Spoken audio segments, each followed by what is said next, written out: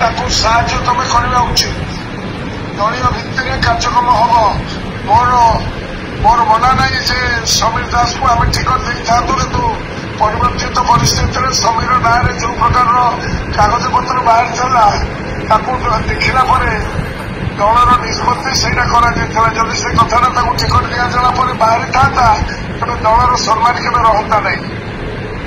ତୁମେମାନେ ଯୋଉମାନେ ସମସ୍ତେ ଆସିଛ, ସରପଞ୍ଚ, ସମିଶ୍ରର, ଜିଲ୍ଲା ପରିଷଦ ଚେୟାରମ୍ୟାନ, ନିମାପଡ଼ା ଏବଂ ଗ୍ରୁପର ସମସ୍ତଙ୍କୁ ନିବେଦନ, instruction from chief minister and instruction president, ସମସ୍ତେ ଏହି କାର୍ଯ୍ୟକ୍ରମରେ ଯେମିତି ଦୟାକରି ସାହାଯ୍ୟ କରିବ ଶଙ୍ଖଚିହ୍ନକୁ, ସଚିବ ଶଙ୍ଖଚିହ୍ନକୁ।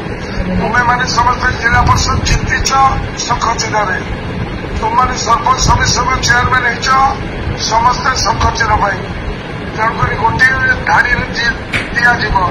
ବର୍ତ୍ତମାନ ତମେ ଶଙ୍ଖର କାର୍ଯ୍ୟକ୍ରମ କରିବା ଏବଂ ଆମର ପାର୍ଲାମେଣ୍ଟ କ୍ୟାଣ୍ଡିଡେଟ୍ ଯିଏ ଅଛନ୍ତି ତାକୁ ମଧ୍ୟ ସେଇ ଅନୁସାରେ କାର୍ଯ୍ୟକ୍ରମ ହବ। ସମସ୍ତଙ୍କୁ ସେଇ ନିବେଦନ ରଖୁଛି। କାହାର କିଛି ପଚାରିବାର ଅଛି ଯଦି କ୍ୱେଶ୍ଚନ ମତେ ପଚାର।